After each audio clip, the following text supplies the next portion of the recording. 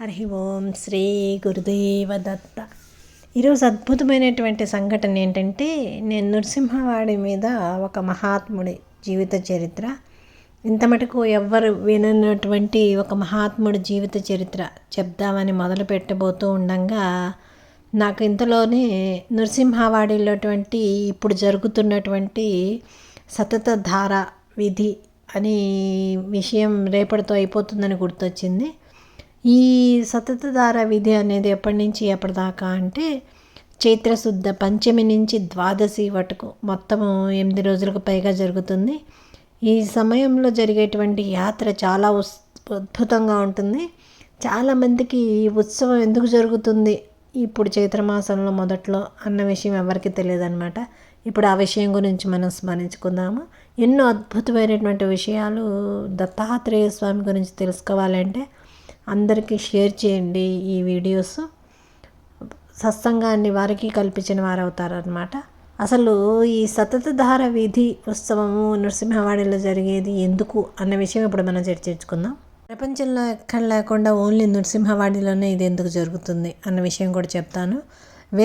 వైశాఖ మాసంలో ఉండేటువంటి వేడి ప్రభావం దత్తాత్రేయ స్వామి మహారాజు యొక్క సుకుమార పాదుకలు కద్దిపోకుండా ఉండటానికి, ఆ వేడి ప్రభావం తగలకుండా ఉండేందుకు అతి పవిత్రమైనటువంటి దత్తాత్రేయ స్వామి యొక్క పాదుకలు నృసింహవాడిలో, ఆ పాదుకల మీద దేవస్థానం తరపున ఎడతెరిపిన ఆగకుండా 8 రోజుల పాటు రాత్రి పగలు పూట ఆ పాదుకల మీద నీరు పడేలా జలాభిషేకం చేస్తారనమాట.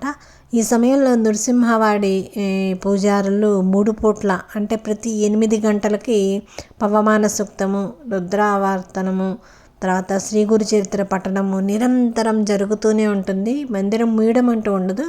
సాధారణంగా సేజహారతి తర్వాత దేవాలయం వెనుక భాగానికి వెళ్ళటానికి అనుమతి ఉండదు కదా, కానీ సతతధార జరిగేటప్పుడు మాత్రము మధ్యరాత్రి కూడా భక్తులు వెనక్కి వెళ్ళి అభిషేకం జరుగుతున్నటువంటి పాదుకల దర్శనం కూడా పొందవచ్చు.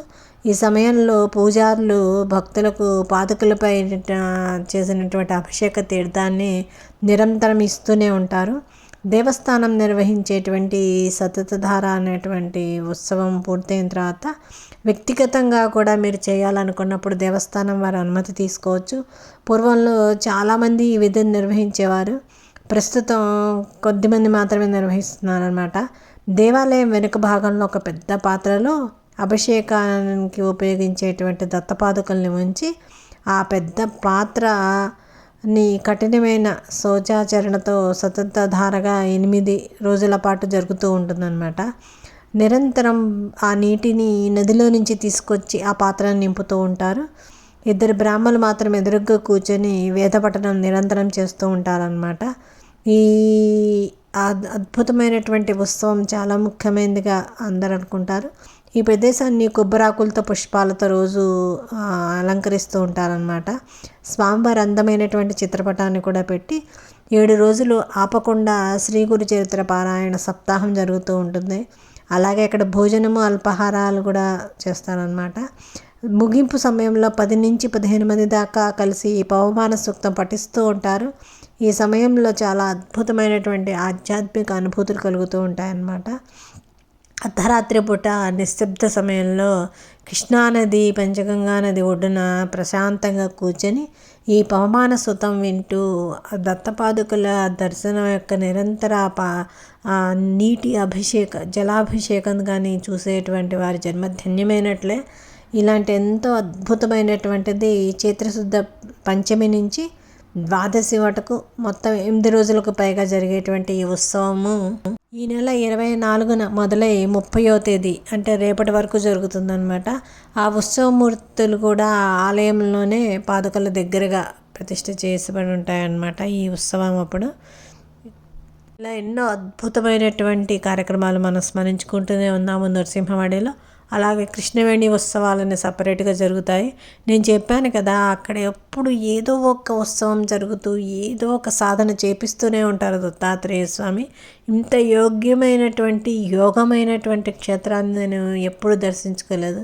అందుకే నేను ఎక్కువగా నృసింహవాడి గురించి తరచూ చెప్తూ ఉంటాను. అలాగే పక్కనే ఉండేటువంటి సజీవ సమాధి తీసుకున్నటువంటి ఎంతోమంది మహాత్ములు, అక్కడ ఎంతో యోగమైనటువంటిది, మన సాధనల్లో ఎలాంటి అడ్డంకులు ఉన్న అవలీలుగా తొలగిపోయేటువంటి ఈ ప్రాంతం. రామచంద్ర యోగి లాంటి మహానుభావులు శ్రీ గురుడి కన్నా ముందుగానే వచ్చి అక్కడ ఉండడము ఎన్నో అద్భుతమైనటువంటివి. మీకు ఇంకా వివరాలు కావాలి అంటే నేను రచించినటువంటి, మా అక్కగారు రచించినటువంటి నృసింహవాడి క్షేత్ర మహిమ, తర్వాత ఇక్కడ మహాత్ముల యొక్క జీవిత చరిత్రలు, తర్వాత నృసింహవాడి క్షేత్ర మహిమ, తర్వాత దానిలో ఎంతోమంది మహాత్ముల జీవిత చరిత్రలు రచించి ఉన్నాము.